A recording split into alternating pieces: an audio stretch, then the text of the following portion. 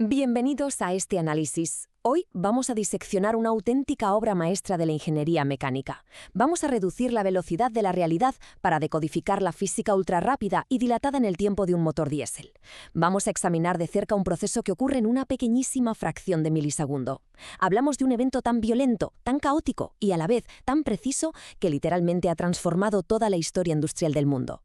Vamos a sumergirnos en un universo microscópico donde la presión extrema y unas temperaturas abrasadoras son las que dictan las reglas del juego. Y aquí está la gran pregunta, el punto de partida de todo esto. Si echamos un vistazo a un motor de gasolina tradicional, ahí están las bujías, ¿verdad? Son las encargadas de iniciar la fiesta. Pero al entrar en este entorno nos damos cuenta de que no hay absolutamente ninguna fuente de ignición externa, ni una sola chispa. Es un mundo totalmente distinto y, sin embargo, es capaz de generar una potencia bestial. Entonces, ¿cómo narices es posible crear esa explosión en apenas una fracción de segundo sin una chispa? Pues la clave de todo el misterio reside en el encendido por compresión. En lugar de quedarse esperando cómodamente a una chispa, este sistema se la juega todo a la física pura y dura. Pensemos en esto. Al comprimir el aire dentro del cilindro a niveles extremos, se genera una cantidad de calor inmensa.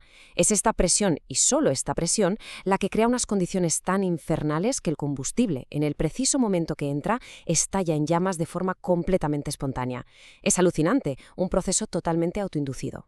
Para entender cómo se orquesta semejante explosión, vamos a seguir una hoja de ruta muy clara. 1. La diferencia del diésel.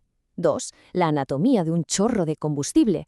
3. El retraso del encendido. 4. Las 4 fases de la combustión. Y 5. La mezcla y el quemado. Vamos a ello. Empezamos con la sección 1, la diferencia del diésel. Bueno, vamos a meternos de lleno en esto. Para apreciar de verdad lo que le pasa al combustible, primero hay que entender el entorno tan sumamente hostil que le espera ahí dentro del cilindro metálico. Justo antes de que el combustible haga su entrada violenta, el pistón ya ha comprimido el aire a entre 50 y 100 atmósferas. Ojo a ese dato. Esa brutal compresión dispara la temperatura del aire a más de 1000 grados Kelvin. Hablamos de un auténtico horno de altísima presión. Y justo en ese instante crítico, el combustible es forzado a entrar con unas presiones de inyección que nos dejan helados. Pueden llegar hasta las 1700 atmósferas. Todo este escenario está fríamente calculado para forzar una ignición casi instantánea tras un pequeñísimo margen de espera. Pasamos a la sección 2, anatomía de un chorro de combustible. Ahora que tenemos el escenario montado, necesitamos cambiar drásticamente nuestra percepción del tiempo. Vamos a ralentizar la realidad para seguir paso a paso este viaje microscópico del combustible líquido. Fijémonos en esta secuencia de microeventos. En el milisegundo cero, un chorro de líquido emerge y sale disparado a más de 100 metros por segundo. Es rapidísimo. Pero en solo una décima de milisegundo, la fricción aerodinámica destroza literalmente ese chorro, rompiéndolo en una niebla finísima de gotas diminutas. A medio milisegundo, el calor abrasador empieza a vaporizar estas gotas, y para cuando llegamos al primer milisegundo, ese vapor ya se está mezclando desesperadamente con el aire circundante. Todo este caos ocurre en lo que dura un parpadeo. Y esto nos muestra a la perfección que el chorro no es una simple niebla aburrida y uniforme, que va, hay un contraste tremendo. En el centro exacto encontramos un núcleo oscuro y súper denso de líquido empaquetado con gotitas minúsculas de apenas 20 micrómetros. Pero en los bordes, justo donde roza con el aire ardiente del cilindro, hay una envoltura de vapor que se está evaporando a un ritmo de locura.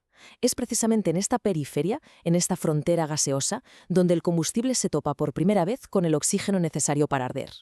Lo que nos lleva a la sección 3, el retraso del encendido. Inmediatamente después de esa inyección, entramos en una fase absolutamente crítica. Es un microscópico y caótico juego de espera para que el combustible se autoencienda. Aquí la gran cuestión es entender cómo la calidad del combustible marca el tiempo de esta espera, y es aquí donde entra en escena el famoso índice de cetano. Un combustible con un alto índice de cetano tiene un retraso muy corto. Básicamente se enciende enseguida y permite que la combustión sea súper suave y progresiva a medida que va entrando el resto. Por el contrario, si el índice de cetano es bajo, la cosa cambia. El combustible tarda demasiado en encenderse, se empieza a acumular a lo bestia en el cilindro y cuando por fin prende, explota todo de golpe, causando ese característico ruido metálico, ese famoso golpeteo del motor. Pero bueno, más allá de la química del combustible, hay fuerzas físicas descomunales intentando alargar o encoger este milisegundo tan vital. La temperatura de la carga de aire manda aquí sin ninguna duda, es el maestro absoluto. Por debajo de los 1000 Kelvin, cualquier cambio en la temperatura o en la presión altera dramáticamente este tiempo de espera. Resulta súper curioso comprobar que elementos mecánicos muy precisos, como el tamaño de la gota o la velocidad inicial de inyección, terminan teniendo un impacto bastante menor una vez que el motor ya ha alcanzado su temperatura normal. Vamos con la sección 4, las 4 fases de la combustión. Una vez que el combustible por fin está evaporado y mezclado, se acabó la espera. Llegamos al clímax total de todo este proceso, el instante exacto donde se desata toda esa potencia explosiva. Lo que resulta realmente fascinante de este gráfico sobre la tasa de liberación de calor es cómo nos dibuja una especie de latido termodinámico del motor. Nos muestra perfectamente los picos y valles de esa energía desatada. Si observamos esa pequeña caída al principio, podemos ver cómo el combustible roba calor para poder evaporarse. Y de repente, ¡pam!, un pico altísimo y súper violento que luego se relaja en una meseta prolongada mientras el resto del combustible arde de forma muchísimo más controlada. Para no perdernos, podemos dividir este complejo latido en 4 pasos clarísimos. Primero, el retraso del encendido, donde todo se prepara en la sombra. Segundo, la combustión premezclada, que no es otra cosa que ese pico abrupto donde el combustible acumulado estalla al instante. Tercero, la combustión controlada por mezcla. Digamos que este es el evento principal, un quemado constante donde el resto arde justo al encontrar oxígeno. Y el cuarto paso es la combustión tardía, que es básicamente quemar los últimos restos y el hollín a un ritmo ya mucho más bajo. Llegamos a la última parte. Sección 5. Mezcla y quemado.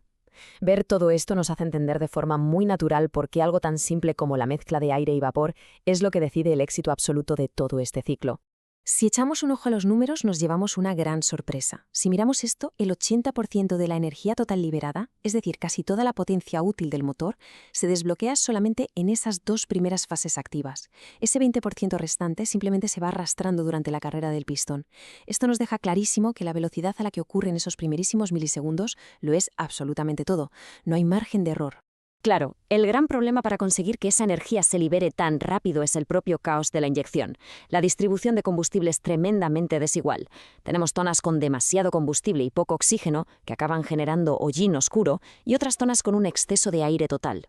¿La solución de los ingenieros? Pues no se limitan a inyectar el líquido y a cruzar los dedos. Diseñan toda la cámara para crear un remolino de aire brutal. Este vórtice obliga literalmente al combustible que no se ha quemado a barrer todo el cilindro buscando desesperadamente su oxígeno salvador. Esta frase da en el clavo y resume la esencia pura de nuestro análisis de hoy.